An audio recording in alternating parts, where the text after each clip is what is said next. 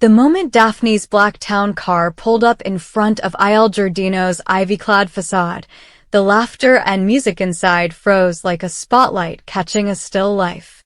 Carter Walton, in his crisp tuxedo and Hope Logan's trembling hand in his, felt the air shift, a familiar rush of adrenaline, of disquiet that had haunted him ever since the day he'd first met Daphne. She emerged onto the stone terrace. Her silhouette slender against the lantern light, auburn hair cascading in perfect waves, eyes glinting with secrets, and for the briefest heartbeat the world contracted to the space between her and him. Hope gasped softly, her joy momentarily eclipsed by a swirl of uncertainty. The engagement celebration, meticulously planned down to every rose petal on the marble tables, now threatened to unravel under the weight of Daphne's unexpected return. No one had suspected that the estranged sister, long thought exiled by pride and regret, would reappear on the eve of Hope and Carter's betrothal, her presence a living embodiment of the past she shared. The tangled triangle of loyalty and longing that once nearly tore Hope's first engagement to Carter apart. The guests, members of the Logan and Spencer clans, close friends, influential designers, exchanged wary glances as Daphne swept forward, heels clicking against the stone, a practiced smile warming her features, but failing to cloak the tension in her gaze. Carter's jaw tightened. He remembered the way Daphne had once leaned into him at a charity gala, her perfume intoxicating, her voice a low whisper urging him to remember the passion they'd shared behind closed doors. He had wavered then, guilt and desire warring in his heart, until Hope caught him in a moment of weakness and shattered the illusion. He had begged forgiveness and Daphne had vanished, retreating into silence and a solo life that had become rumor. Now she had returned, and every nerve in Carter's body screamed that this was more than a simple apology tour. Hope drew a shaky breath as Carter stepped protectively toward her, his hand dropping to the small of her back. Daphne paused an arm's length away, her eyes flicking between the two of them, an inscrutable smile playing on her lips. "Congratulations," she said, her voice soft, but carrying an edge that sliced through the murmur of the gathering. Hope forced a steady nod, recalling the years she had built her bond with Carter on honesty and shared dreams. Yet she could not deny the tremor of fear that wound through her chest. Was Daphne here to heal old wounds, or to rip them wide open again? Carter placed himself fully between Hope and Daphne, a reflex born of love and memories of nights spent consoling a heartbroken Hope when Daphne had almost claimed Carter's heart. He managed a courteous smile. "Daphne, it's surprising to see you." His tone was neutral, but every muscle in his face betrayed his inner turmoil. Daphne inclined her head, stepping forward into the lantern glow, the gold embroidery on her evening gown catching sparks of light. "I know I have no right," she said, glancing at Hope with what could have been genuine remorse or carefully measured regret. "But I've been in exile long enough. I've come back because I owe you both the truth." The guests fell silent. Champagne glasses hovered in midair as if time itself awaited her next words. Behind the veneer of calm, Carter's mind raced through every memory of Daphne's brief but potent chapter in his life. The way she had laughed at his jokes with unguarded delight, the way her head had rested near his shoulder when she fell asleep on the couch after long nights of planning charity events together. The day she confessed that her admiration for him had blossomed into something forbidden. He had carelessly listened, flattered by attention he thought innocent, until he realized too late that Daphne had been pursuing him with intent. He had broken away, repelled by his guilt and loyalty to Hope, but never fully certain he had done the right thing. Hope, for her part, had endured the rumors, whispers of phone calls at odd hours, of secret lunches in secluded cafes, of text messages erased before she could read them. Yet she trusted Carter, had trusted him so completely that she never pressed him for details. When Daphne had disappeared, Hope had breathed a sigh of relief and tried to bury the anxious tremors in her heart that whispered Daphne might still hold a claim on Carter's affection. Now, under the stars of Italy, Hope felt those tremors turn to tremors of panic. Daphne drew a small envelope from her clutch. "Inside is a letter I wrote to both of you," she announced, voice steady but eyes glistening. "It explains why I left, why I needed to protect us all, but also why I couldn't stay away." She placed the envelope on a marble pedestal beside the rose-laden fountain and retreated a step, hands clasped. Carter's heart pounded. He glanced at Hope, who bit her lower lip, torn between curiosity and dread. Guests leaned forward, champagne forgotten. Daphne turned her gaze to Carter, and for the first time her voice cracked. "Carter, I never lied just to hurt Hope. I was young, I made mistakes. I thought I loved you more than my own happiness, and when I found out Hope meant the world to you, I couldn't stand in her way. So I left, telling myself it was for the best. But leaving you broke my heart, and returning without this letter felt like a sin." She looked at Hope, tears now sliding down her cheeks in streams that caught the lantern light. "Hope, my sister, if I have any hope of redemption, I need you to know the whole truth. Not to steal Carter back, but so you can forgive me and we can move forward." Carter felt Hope's hand clench in his. He leaned closer, offering silent support. Yet in the pit of his stomach he wondered if Daphne's return was motivated by genuine contrition or by a lingering, dangerous desire to reclaim a love she had never truly relinquished. As Daphne stepped back, the soft strains of a string quartet began again, but the mood had shifted irrevocably. Carter and Hope retrieved the letter, slipping into a quiet alcove by the rose arbor to read. Their shoulders pressed together beneath the glow of a single lantern, they broke the seal and unfolded the letter's delicate pages.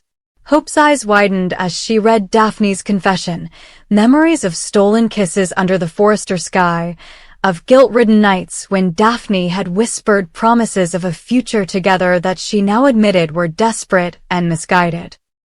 Carter closed his eyes, recalling every moment he had shared with Daphne, the electric thrill that had threatened to undo him.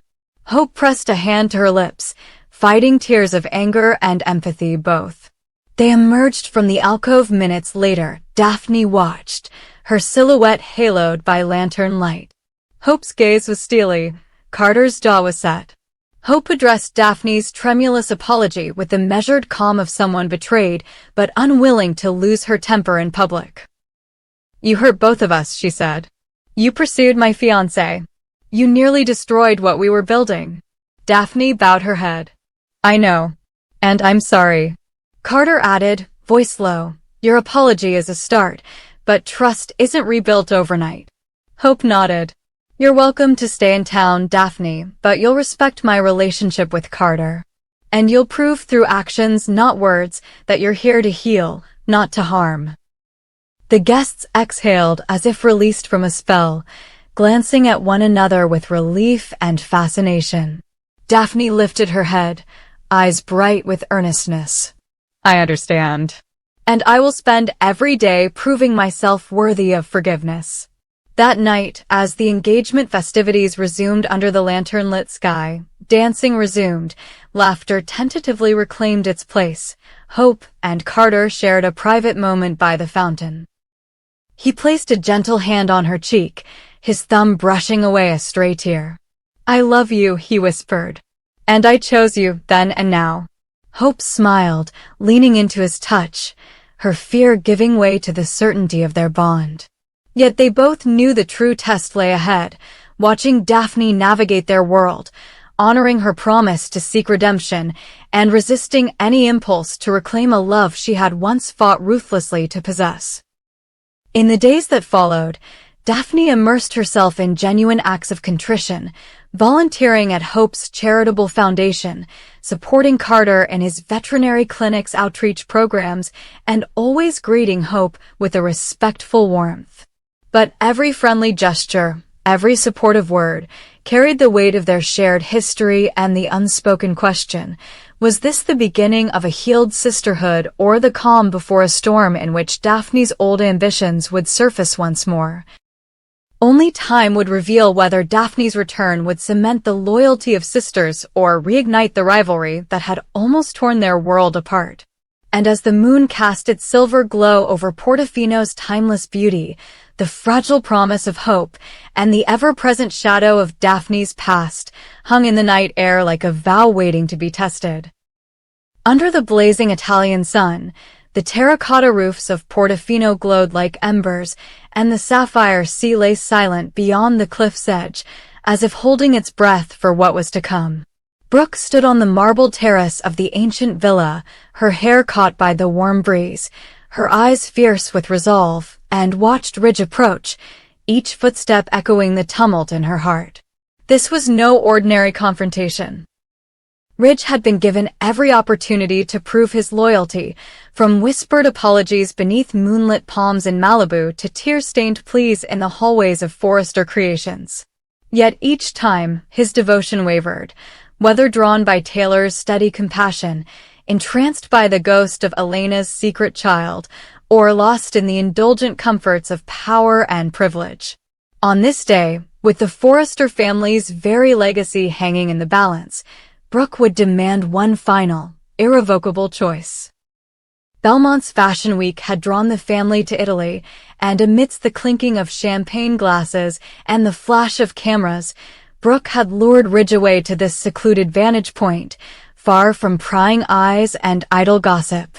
She confronted him not as the glamorous supermodel the tabloids adored, nor as the scheming rival Taylor feared, but as the woman who had built a lifetime of hopes on Ridge's steadfast love. She spoke with quiet intensity, each word carved from the pain of betrayal and the embers of enduring passion. "Ridge, I have loved you through every triumph and every scandal. I have stood by you when our marriage was tested, when whispers of a hidden child haunted our home, when boardroom intrigues threatened to topple the dynasty your father built. I have forgiven you for the secrets you kept, for the lies you told to protect yourself. And in doing so, I preserved your legacy as much as my own happiness. But today, under the sun of Italy where dreams are forged and destinies collide, I'm asking you to choose me completely. No half measures. No more divided loyalties. No more shadows from your past dictating our future. If you cannot commit to me with the fierce certainty I deserve, then you risk losing me forever. And if I go, the Forrester name will lose its greatest muse, its greatest champion, and the empire built on thread and elegance will tremble at the foundation." Ridge's breath caught as he heard the tremor in her voice, the raw vulnerability she laid bare. He remembered the nights in the Forrester archives where he had pored over his father's journals, searching for justification for the choices he had made, both noble and shameful. He recalled Brooke's steady hand guiding him through turmoil, her laughter breaking through his darkest doubts.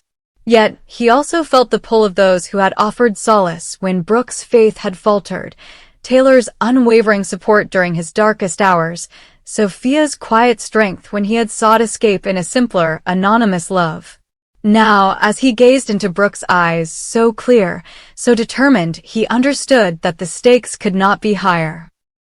A single moment of indecision here could unravel decades of loyalty, betray more than just a marriage, and fracture a dynasty that had dominated the world of fashion and family drama for generations.